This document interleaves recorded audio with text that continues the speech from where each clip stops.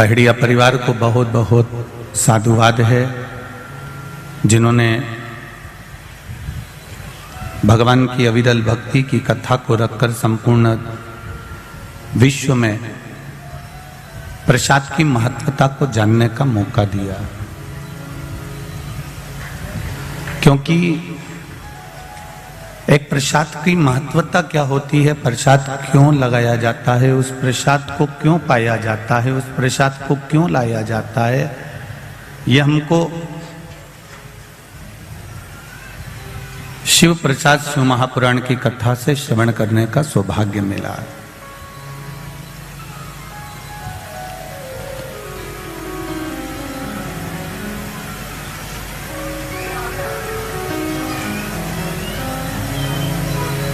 परमात्मा को प्राप्त करने का साधन क्या हो सकता है?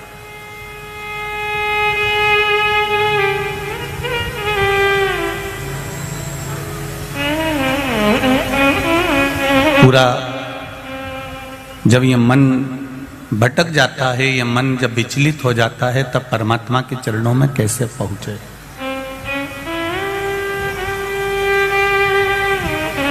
भगवान के चरणारविंद में इस चित्त को, इस मन को ले जाकर कैसे छोड़ा जाए? महाराज,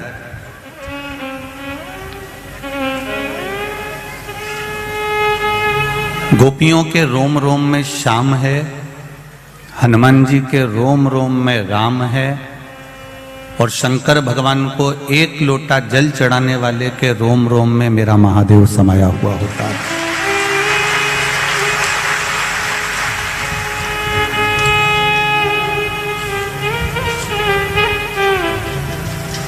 गोपियों को जैसे उनके रोम रोम में श्याम समाया है, तो गोपियों को श्याम का दर्शन हो जाता है। हनुमान जी के रोम रोम में राम समाया है, तो उनको राम का दर्शन हो जाता है। और जब एक लोटा जल हम देवाधिदेव महादेव को चढ़ाना प्रारंभ करते हैं, भगवान शिव के मंदिर तक, शिवालय तक, देवालय तक हम जाना चालू करते हैं, तो ये निश्चित है जैसे गोपियों को भगवान श्याम का दर्शन हुआ, कृष्ण का दर्शन हुआ, हनुमान जी को राम जी का दर्शन हुआ, उसी तरह हमको भी एक ना एक दिन महादेव का दर्शन हो ही जाता है। ये विश्वास के बल पर परमात्मा।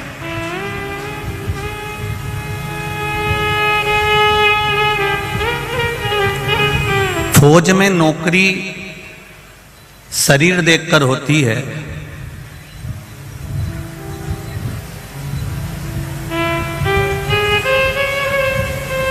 एजुकेशन देखकर होती है,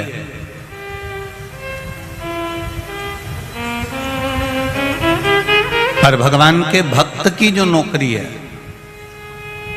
भगवान के चरणारविंद की जो नौकरी है, वो ना एजुकेशन देखकर होती है, ना शरीर देखकर होती है, ना तुम्हारा कपड़ा देखकर होती है, ना तुम्हारा आभूषण देखकर होती है, ना तुम्हारा राजसी ठाट देखकर होती है। भगवान के भक्त की जो नियुक्ति होती है, वो केवल उसका हृदय देखकर होती है, उसका मन देखकर होती है।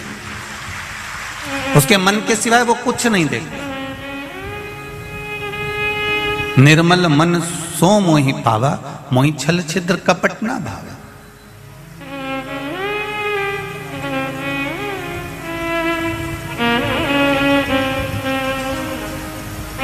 कल कथा में आपको कहा था कि किसी माता ने लिखा कि उसने पत्र में पीछे 6 लिख दिया था, और हम उसको समझ नहीं पाए थे, तो फिर हमने बाद में जाकर बहुत देर तक हम उसका स्मरण करते रहे। आखिर ये 6 का मतलब क्या होता है, तब समझ में आया कि उसका मतलब होता है।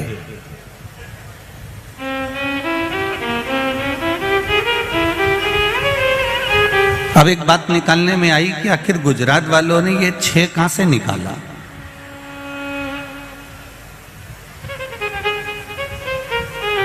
तब समझ में आया कि परम पूज्य संत शिरोमणि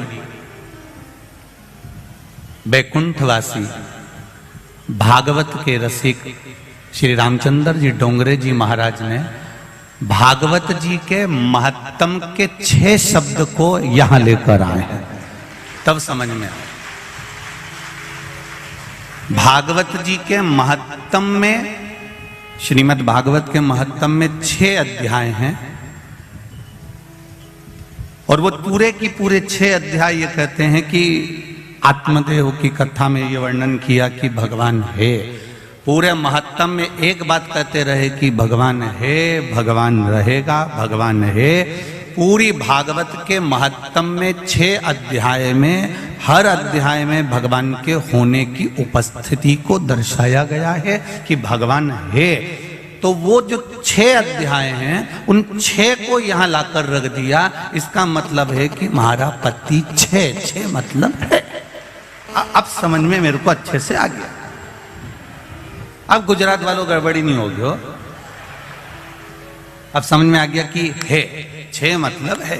मतलब जैसे भागवत जी के महत्तम में 6 अध्याय हैं, 6 अध्याय का मतलब 6 अध्याय में ये वर्णन करा गया कि भगवान है, कृष्ण है, राम है। उसी तरह अब समझ में आ गया कि गुजरात वाले 6 जब भी बोलें तो समझ जाओ कि भोलेनाथ है।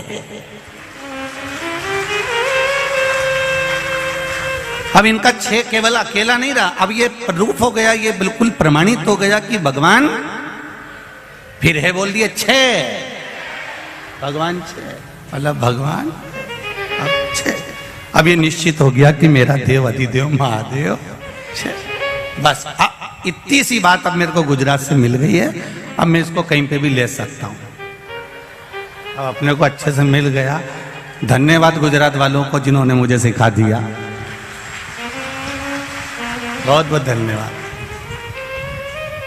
अब मैं इस बात का बिल्कुल प्रमाणित हो गया कि भगवान राम 6, भगवान कृष्ण 6, भगवान दत्त 6, माँ जगतजननी अम्बा 6, तो भगवान महादेव 6। मतलब शिव इस पृथ्वी पर सदा विराजमान है और उसको पाने का सबसे सुंदर तरीका है सारी समस्या का हल, एक लोटा जल। केवल शिव को पाने का एक आदित्य, एक आनंदित तरीका, एक सुख